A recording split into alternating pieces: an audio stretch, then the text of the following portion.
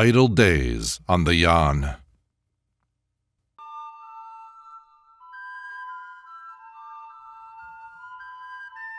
So I came down through the wood on the bank of Yann, and found, as had been prophesied, the ship Bird of the River about to loose her cable. The captain sat cross-legged upon the white deck with his scimitar lying beside him in its jeweled scabbard, and the sailors toiled to spread the nimble sails to bring the ship into the central stream of Yann, and all the while sang ancient soothing songs, and the wind of the evening descending cool from the snowfields of some mountainous abode of distant gods came suddenly, like glad tidings to an anxious city, into the wing-like sails.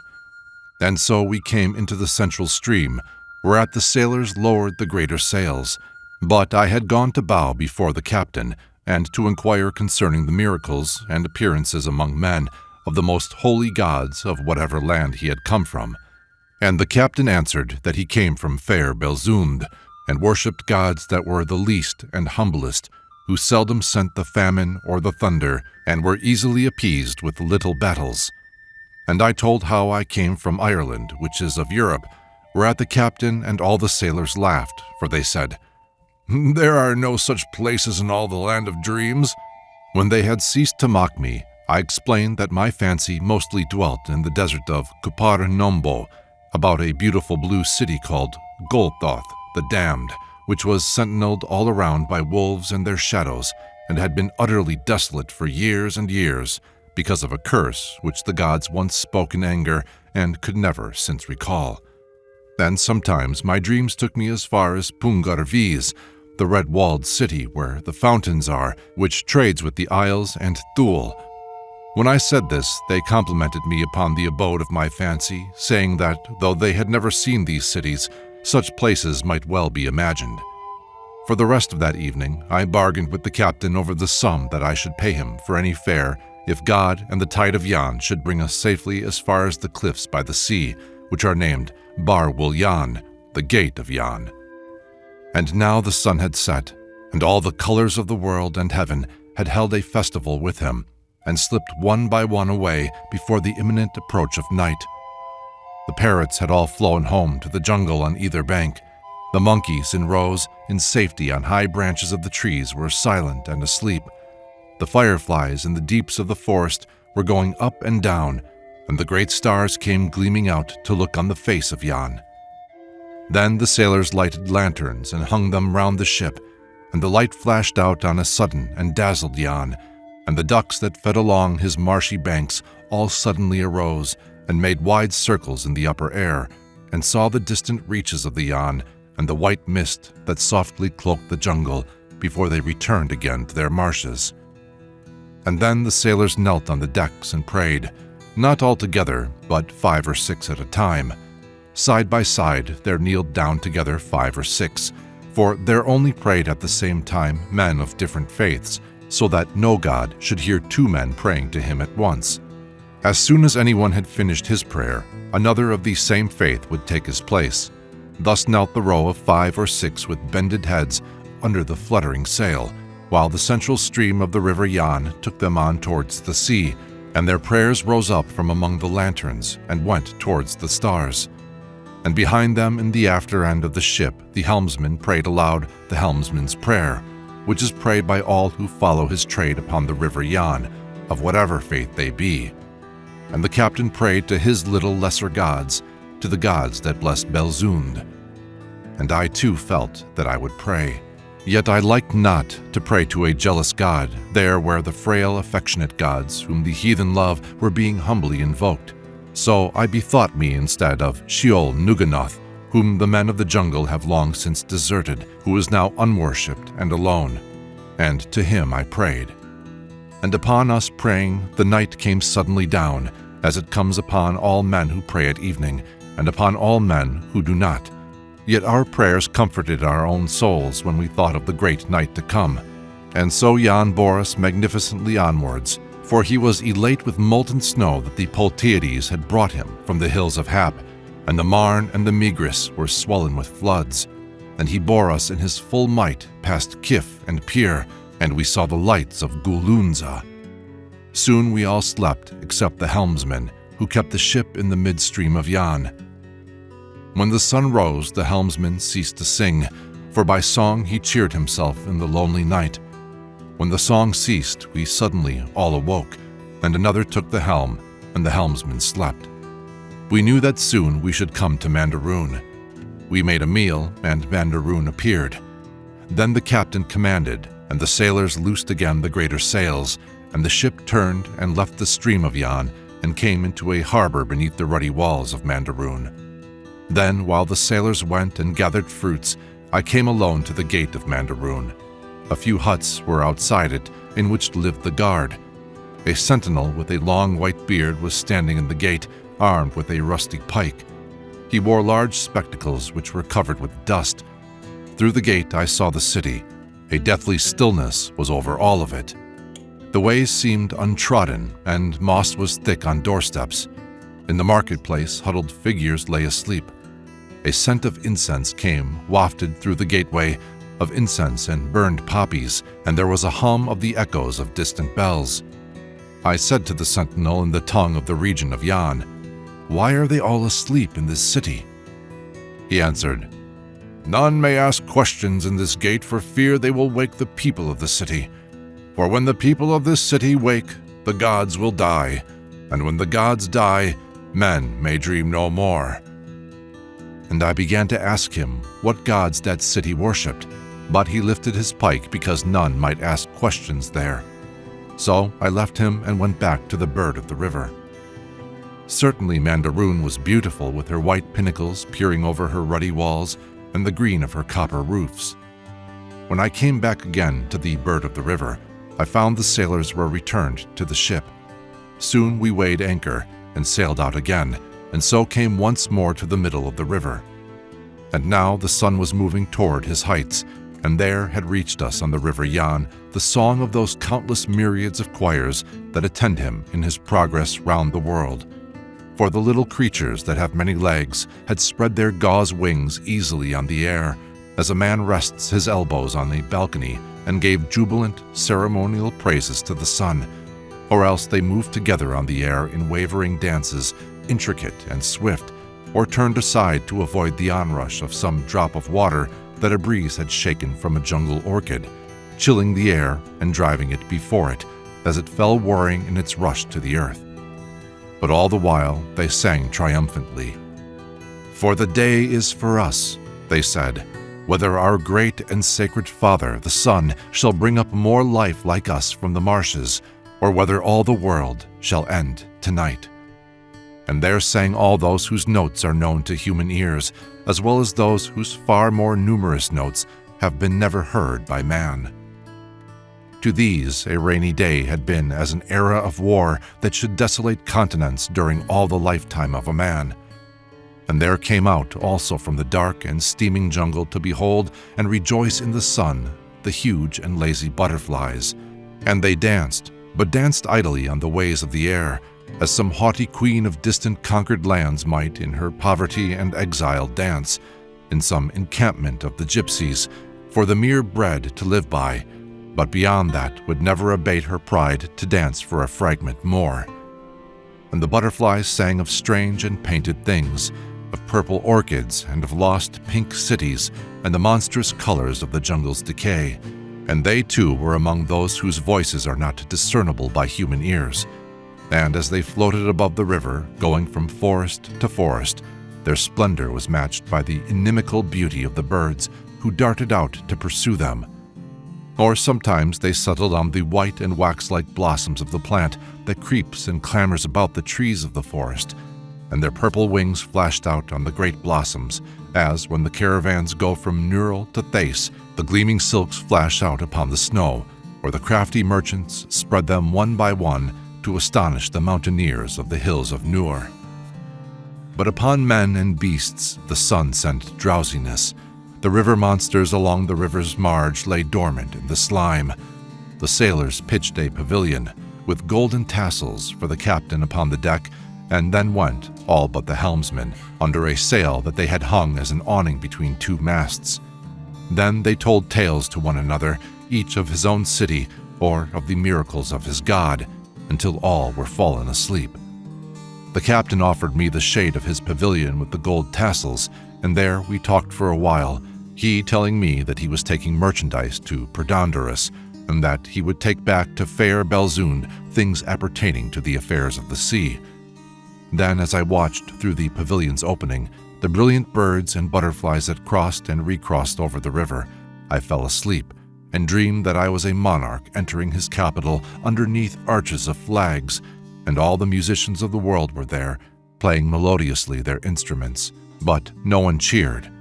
In the afternoon, as the day grew cooler again, I awoke and found the captain buckling on his scimitar, which he had taken off him while he rested. And now we were approaching the wide court of Astahan, which opens upon the river. Strange boats of antique design were chained there to the steps. As we neared it, we saw the open marble court, on three sides of which stood the city fronting on colonnades. And in the court and along the colonnades, the people of that city walked with solemnity and care according to the rites of ancient ceremony. All in that city was of ancient device.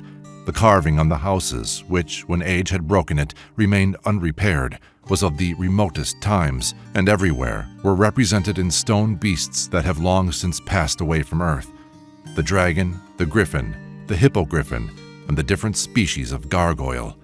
Nothing was to be found, whether material or custom, that was new in Astahan. Now they took no notice at all of us as we went by, but continued their processions and ceremonies in the ancient city, and the sailors, knowing their custom, took no notice of them. But I called, as we came near, to one who stood beside the water's edge, asking him what men did in Astahan and what their merchandise was, and with whom they traded. He said, "Here we have fettered and manacled Time, who would otherwise slay the gods." I asked him what gods they worshipped in that city, and he said, "All those gods whom Time has not yet slain." Then he turned from me and would say no more, but busied himself in behaving in accordance with ancient custom. And so, according to the will of Yann, we drifted onwards and left Astahan. The river widened below Astahan, and we found in greater quantities such birds as prey on fishes, and they were very wonderful in their plumage, and they came not out of the jungle, but flew with their long necks stretched out before them, and their legs lying on the wind behind, straight up the river and over the midstream. And now the evening began to gather in. A thick white mist had appeared over the river and was softly rising higher. It clutched at the trees with long, impalpable arms. It rose higher and higher, chilling the air. And white shapes moved away into the jungle, as though the ghosts of shipwrecked mariners were searching stealthily in the darkness for the spirits of evil that long ago had wrecked them on the Yann.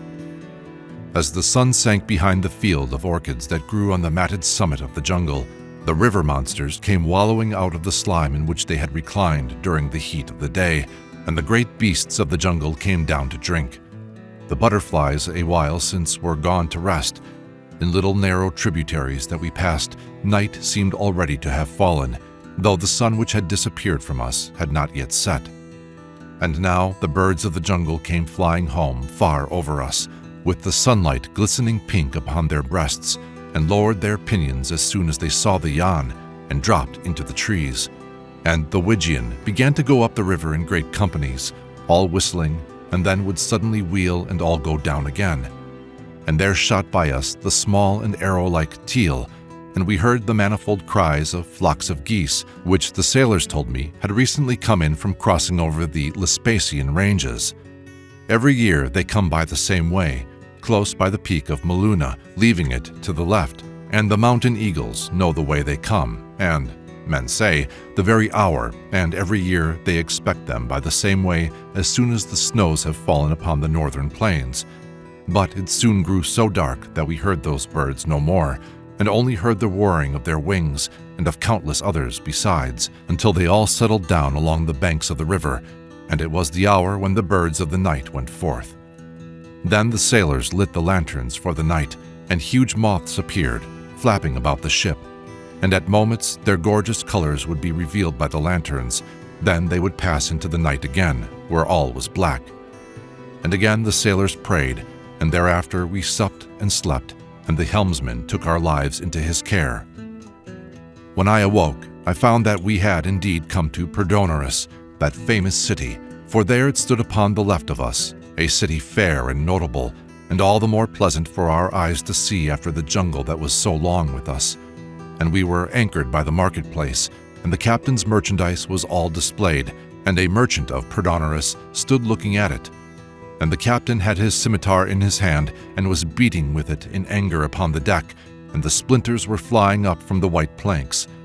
For the merchant had offered him a price for his merchandise that the captain declared to be an insult to himself and his country's gods, whom he now said to be great and terrible gods, whose curses were to be dreaded.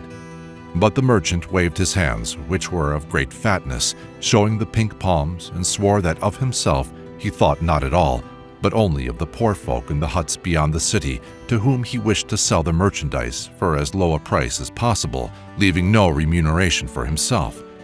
For the merchandise was mostly the thick tumarund carpets that in the winter keep the wind from the floor, and tolub, which the people smoke in pipes. Therefore the merchant said if he offered a piffek more, the poor folk must go without their tumaruns when the winter came, and without their tolub in the evenings, or else he and his aged father must starve together.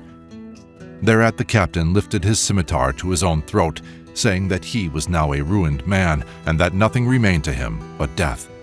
And while he was carefully lifting his beard with his left hand, the merchant eyed the merchandise again, and said that rather than see so worthy a captain die, a man for whom he had conceived an especial love when first he saw the manner in which he handled his ship, he and his aged father should starve together, and therefore he offered 15 piffeks more. When he said this, the captain prostrated himself and prayed to his gods that they might yet sweeten this merchant's bitter heart, to his little lesser gods, to the gods that bless Belzund. At last the merchant offered yet 5 piffeks more. Then the captain wept, for he said that he was deserted of his gods, and the merchant also wept, for he said that he was thinking of his aged father, and of how he would soon starve, and he hid his weeping face with both his hands, and eyed the tolub again between his fingers. And so again the bargain was concluded, and the merchant took the tumarund and tolub, paying for them out of a great clinking purse, and these were packed up into bales again, and 3 of the merchant's slaves carried them upon their heads into the city.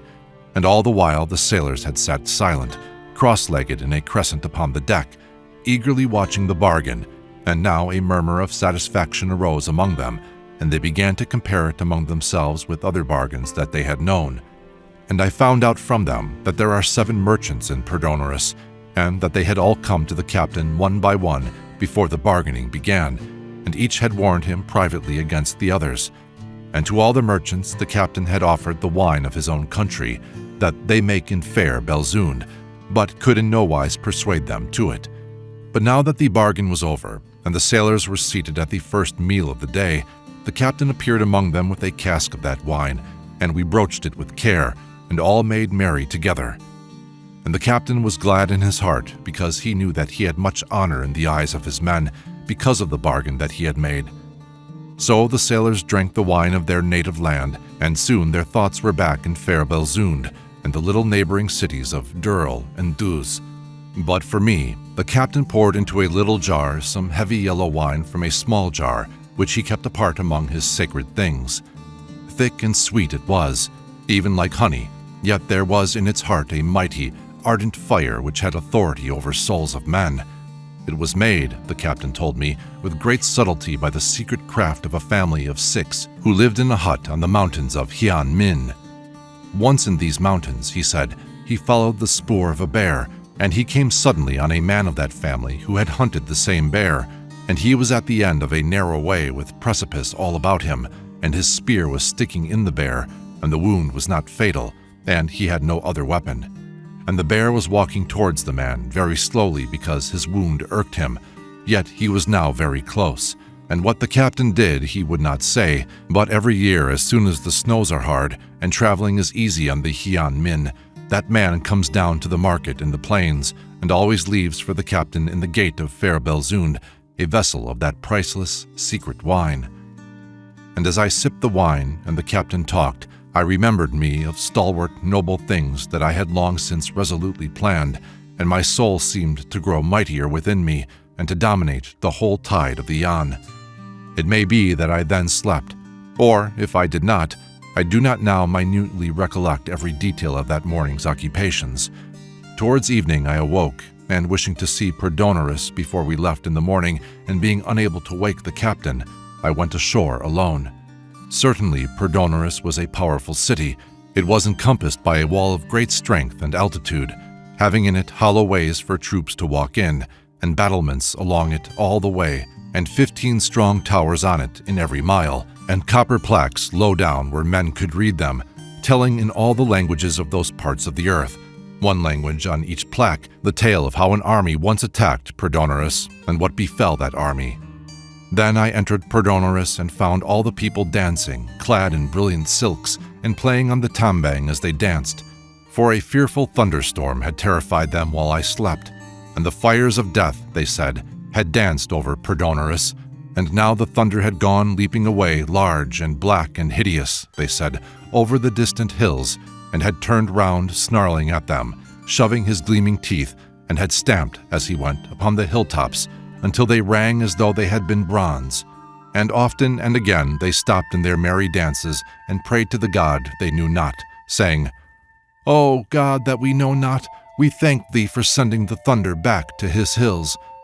And I went on and came to the marketplace, and lying there upon the marble pavement, I saw the merchant fast asleep and breathing heavily, with his face and the palms of his hands towards the sky, and slaves were fanning him to keep away the flies. And from the marketplace I came to a silver temple, and then to a palace of onyx, and there were many wonders in Perdonorus, and I would have stayed and seen them all, but as I came to the outer wall of the city, I suddenly saw in it a huge ivory gate. For a while I paused and admired it. Then I came nearer and perceived the dreadful truth. The gate was carved out of one solid piece. I fled at once through the gateway and down to the ship, and even as I ran I thought that I heard, far off on the hills behind me, the tramp of the fearful beast by whom that mass of ivory was shed, who was perhaps even then looking for his other tusk. When I was on the ship again I felt safer, and I said nothing to the sailors of what I had seen. And now the captain was gradually awakening. Now night was rolling up from the east and north, and only the pinnacles of the towers of Perdonorus still took the fallen sunlight. Then I went to the captain and told him quietly of the thing I had seen, and he questioned me at once about the gate in a low voice that the sailors might not know, and I told him how the weight of the thing was such that it could not have been brought from afar, and the captain knew that it had not been there a year ago. We agreed that such a beast could never have been killed by any assault of man, and that the gate must have been a fallen tusk, and one fallen near and recently. Therefore he decided that it were better to flee at once. So he commanded, and the sailors went to the sails, and others raised the anchor to the deck, and just as the highest pinnacle of marble lost the last rays of the sun, we left Perdonorus, that famous city. And night came down and cloaked Perdonorus, and hid it from our eyes, which, as things have happened, will never see it again. For I have heard since that something swift and wonderful has suddenly wrecked Perdonorus in a day, towers, walls, and people. And the night deepened over the river Yann, a night all white with stars, and with the night there rose the helmsman's song. As soon as he had prayed, he began to sing to cheer himself all through the lonely night. But first he prayed, praying the helmsman's prayer. And this is what I remember of it, rendered into English with a very feeble equivalent of the rhythm that seemed so resonant in those tropic nights. To whatever God may hear. Wherever there be sailors, whether of river or sea, whether their way be dark or whether through storm, whether their peril be of beast or of rock, or from enemy lurking on land or pursuing on sea, wherever the tiller is cold or the helmsman stiff, wherever sailors sleep or helmsmen watch, guard, guide, and return us to the old land that has known us, to the far homes that we know, to all the gods that are, to whatever God may hear. So he prayed, and there was silence, and the sailors laid them down to rest for the night. The silence deepened and was only broken by the ripples of Yann that lightly touched our prow. Sometimes some monster of the river coughed, silence and ripples, ripples and silence again. And then his loneliness came upon the helmsman, and he began to sing. And he sang the market songs of Durl and Duz and the old dragon legends of Belzund. Many a song he sang, telling to spacious and exotic Yann the little tales and trifles of his city of Durl. And the songs welled up over the black jungle and came into the clear, cold air above, and the great bands of stars that look on Yann began to know the affairs of Durl and Duz, and of the shepherds that dwelt in the fields between, and the flocks that they had, and the loves that they had loved, and all the little things that they had hoped to do. And as I lay wrapped up in skins and blankets, listening to those songs, and watching the fantastic shapes of the great trees like to black giants stalking through the night, I suddenly fell asleep. When I awoke, great mists were trailing away from the Yann, and the flow of the river was tumbling now tumultuously, and little waves appeared. For Yann had scented from afar the ancient crags of Glorm, and knew that their ravines lay cool before him, wherein he should meet the merry wild Irillion, rejoicing from fields of snow. So he shook off from him the torpid sleep that had come upon him in the hot and scented jungle, and forgot its orchids and its butterflies, and swept on turbulent, expectant, strong. And soon the snowy peaks of the hills of Glorm came glittering into view, and now the sailors were waking up from sleep. Soon we all ate, and the helmsman laid him down to sleep while a comrade took his place, and they all spread over him their choicest furs. And in a while we heard the sound that the Irillion made as she came down dancing from the fields of snow. And then we saw the ravine in the hills of Glorm, lying precipitous and smooth before us, into which we were carried by the leaps of Yann, and now we left the steamy jungle and breathed the mountain air. The sailors stood up and took deep breaths of it, and thought of their own far-off Acroxian hills, on which were Durl and Duz. Below them, in the plains, stands fair Belzund. A great shadow brooded between the cliffs of Glorm, but the crags were shining above us like gnarled moons, and almost lit the gloom. Louder and louder came the Irillion's song, and the sound of her dancing down from the fields of snow. And soon we saw her white and full of mists, and wreathed with rainbows delicate and small that she had plucked up near the mountain's summit from some celestial garden of the sun. Then she went away seawards with the huge grey Yann, and the ravine widened and opened upon the world, and our rocking ship came through the light of the day. And all that morning and all the afternoon we passed through the marshes of Ponduveri, and Yann widened there, and flowed solemnly and slowly, and the captain bade the sailors beat on bells to overcome the dreariness of the marshes. At last, the Erusian mountains came in sight, nursing the villages of Penkai and Blut, and the wandering streets of Malo, where priests propitiate the avalanche with wine and maize. Then night came down over the plains of Tulun, and we saw the lights of Cappadarnia. We heard the path knights beating upon drums as we passed Imot and Golzunda. Then all but the helmsman slept. And villages scattered along the banks of the Yann heard all that night in the helmsman's unknown tongue the little songs of cities that they knew not. I awoke before dawn with a feeling that I was unhappy before I remembered why. Then I recalled that by the evening of the approaching day, according to all foreseen probabilities, we should come to Barwool Yann, and I should part from the captain and his sailors. And I had liked the man because he had given me of his yellow wine that was set apart among his sacred things, and many a story he had told me about his fair Belzund between the Acroxian hills and the Hian Min. And I had liked the ways that his sailors had, and the prayers that they prayed at evening side by side, grudging not one another their alien gods. And I had a liking too for the tender way in which they often spoke of Durl and Duz, for it is good that men should love their native cities and the little hills that hold those cities up. And I had come to know who would meet them when they returned to their homes, and where they thought the meetings would take place, some in a valley of the Acroxian hills where the road comes up from Yann, others in the gateway of one or another of the 3 cities, and others by the fireside in the home. And I thought of the danger that had menaced us all alike outside Perdonorus, a danger that, as things have happened, was very real. And I thought too of the helmsman's cheery song in the cold and lonely night, and how he had held our lives in his careful hands. And as I thought of this, the helmsman ceased to sing, and I looked up and saw a pale light had appeared in the sky, and the lonely night had passed, and the dawn widened, and the sailors awoke. And soon we saw the tide of the sea himself advancing resolute between Yann's borders, and Yann sprang lithely at him, and they struggled a while. Then Yann and all that was his were pushed back northward, so that the sailors had to hoist the sails, and, the wind being favorable, we still held onwards. And we passed Gundara, and Gnarl, and Haz, and we saw memorable, holy Golnuz, and heard the pilgrims praying. When we awoke after the midday rest, we were coming near to Nen, the last of the cities on the river Yann, and the jungle was all about us once again, and about Nen. But the great Maloon ranges stood up over all things and watched the city from beyond the jungle. Here we anchored, and the captain and I went up into the city and found that the Wanderers had come into Nen. And the Wanderers were a weird, dark tribe that once in every 7 years came down from the peaks of Maloon, having crossed by a path that is known to them from some fantastic land that lies beyond.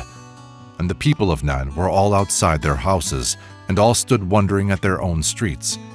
For the men and women of the Wanderers had crowded all the ways, and everyone was doing some strange thing. Some danced astounding dances that they had learned from the desert wind, rapidly curving and swirling till the eye could follow no longer. Others played upon instruments, beautiful wailing tunes that were full of horror, which souls had taught them, lost by night in the desert, that strange, far desert from which the Wanderers came. None of their instruments were such as were known in Nen, nor in any part of the region of the Yann. Even the horns out of which some were made were of beasts that none had seen along the river, for they were barbed at the tips, and they sang, in the language of none, songs that seemed to be akin to the mysteries of night and to the unreasoned fear that haunts dark places. Bitterly, all the dogs of Nen distrusted them, and the Wanderers told one another fearful tales, for though no one in Nen knew aught of their language, yet they could see the fear on the listeners' faces, and as the tale wound on, the whites of their eyes showed vividly in terror as the eyes of some little beast whom the hawk has seized. Then the teller of the tale would smile and stop, and another would tell his story, and the teller of the first tale's lips would chatter with fear. And if some deadly snake chanced to appear, the Wanderers would greet him as a brother, and the snake would seem to give his greetings to them before he passed on again. Once that most fierce and lethal of tropic snakes, the giant Lithra, came out of the jungle, and all down the street, the central street of Nen, and none of the Wanderers moved away from him, but they all played sonorously on drums, as though he had been a person of much honor, and the snake moved through the midst of them, and smote none. Even the Wanderers' children could do strange things, for if any one of them met with a child of Nen, the two would stare at each other in silence with large grave eyes. Then the Wanderer's child would slowly draw from his turban a live fish or snake, and the children of Nen could do nothing of that kind at all. Much I should have wished to stay and hear the hymn with which they greet the night, that is answered by the wolves on the heights of Maloon, but it was now time to raise the anchor again, that the captain might return from Bar Wul Yann upon the landward tide. So we went on board and continued down the Yann. The captain and I spoke little, for we were thinking of our parting, which should be for long, and we watched instead the splendor of the westerning sun. For the sun was a ruddy gold, but a faint mist cloaked the jungle, lying low, and into it poured the smoke of the little jungle cities, and the smoke of them met together in the mist and joined into one haze, which became purple and was lit by the sun as the thoughts of men became hallowed by some great and sacred thing.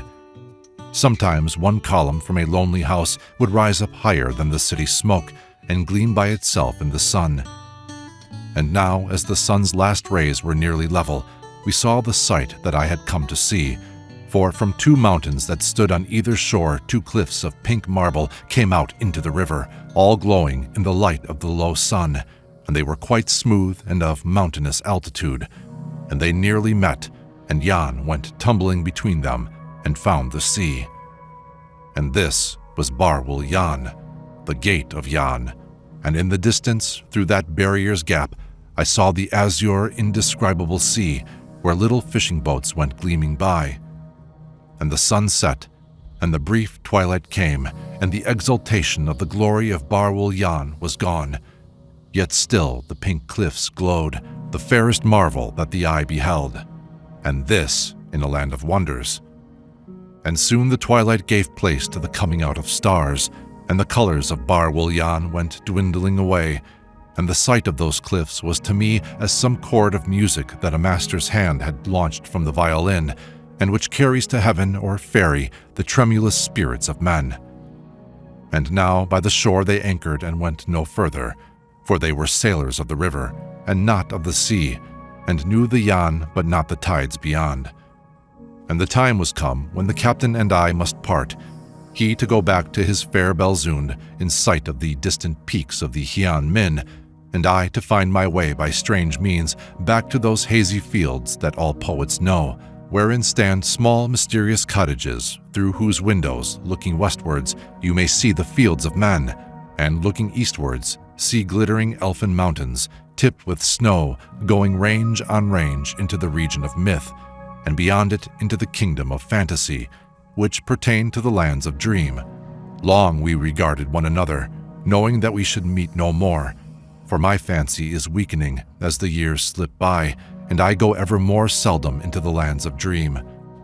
Then we clasped hands, uncouthly on his part, for it is not the method of greeting in his country, and he commended my soul to the care of his own gods, to his little lesser gods, the humble ones, to the gods that bless Belzund.